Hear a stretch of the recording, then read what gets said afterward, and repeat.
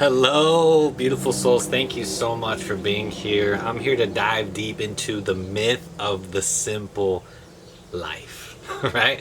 We all crave it. We all want to slow down. We all want a little more simplicity and a little bit less of that fast pace in our life. But what does it truly cost? What is it truly going to take? And is it all just some clickbait, idea instead of an actual possibility? Now, coming from someone like myself who honestly fell for this, slow living trap, right? Getting into a place where you understand spirituality, yoga, meditation, you generally want to slow down, capture the breaths in between breaths, as they say, right? And we are getting caught into this lie, and social media is selling us this idea that it is somewhat better than this alternative lifestyle, right? Or that the modern lifestyle is better, or in fact, and more impractical than the less practical modern lifestyle, if that makes sense. What I'm saying is that you have this modern rat race that is really fast and sped up, more money, more income, more family, more responsibilities, and you have this slow life.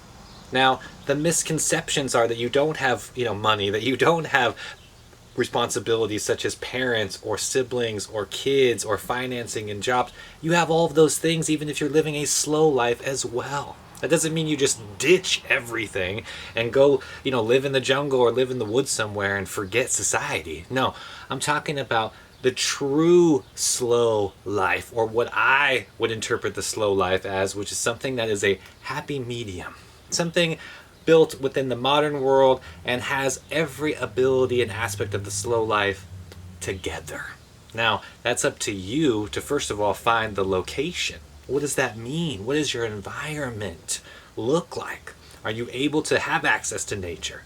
Because we know that the nature, right, has its own rhythm. Babylon, right, the cities, the society, has a rhythm, and it has a very fast pace. We understand that, and it's not like we're choosing one or the other. It's a combination of the two, because you have responsibilities. You can't neglect them. You got bills to pay, you got family to feed, you got stuff that you got to take care of. That doesn't mean you can't just disappear all the time, right? But I want you to start thinking seasonally, all right? There's a reason why the flowers aren't blooming 365 days out of the year. There's a reason why there's a lot of rain at one point in the year and a lot of sunshine at another point of the year, right? So understand this and really calculate this to your life. Understand that you're not going to be this consistent speed and grinding and pushing and hustling and trying to get ahead all the time. You actually need to do the opposite and understand that slowing down is productive. Maybe that's a new idea for you. Maybe that's something you've never even heard before. But guess what? I'm telling you from experience that slowing down can be productive. In fact, it can be the most productive thing you've ever done. Because you're used to thinking, I need to do this and do that and achieve and achieve and achieve. However, your nervous system is a wreck.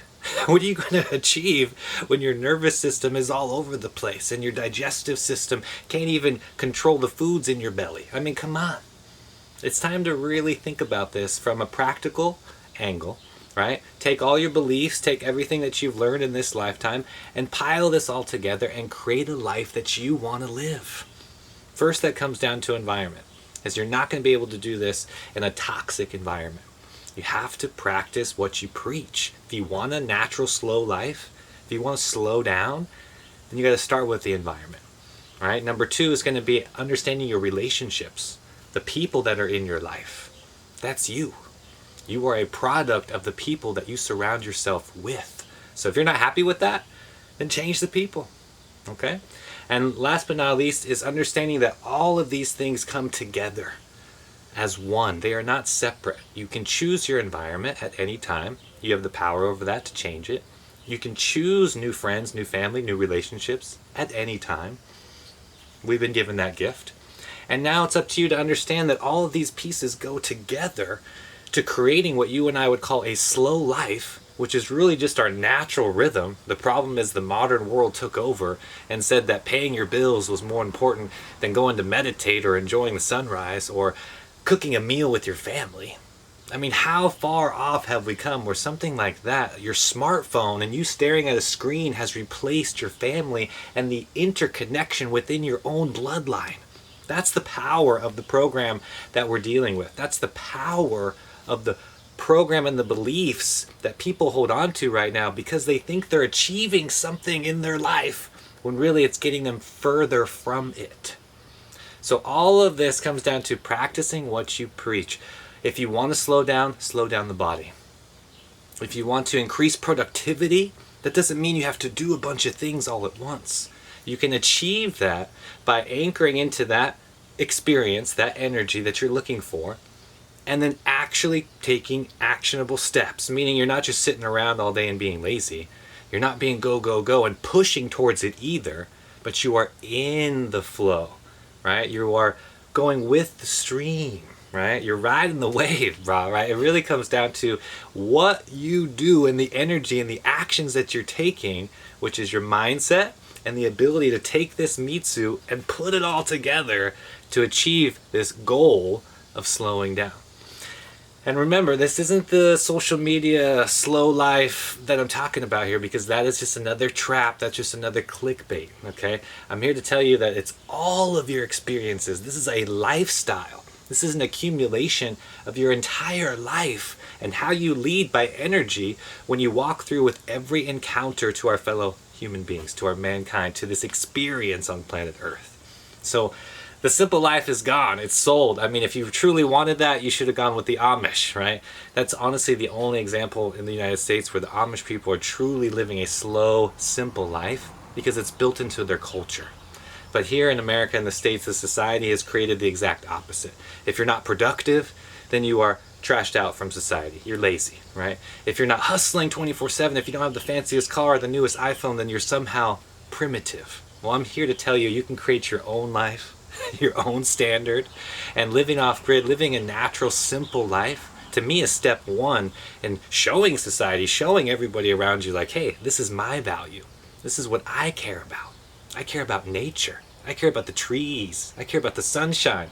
I want my kids to walk around with bare feet on the grass. I don't want them to get burnt on the asphalt or understand that robots are walking around in this world and you have to fight just to get somebody to smile. Understand that this is happening for a reason and it's taking your energy away from you.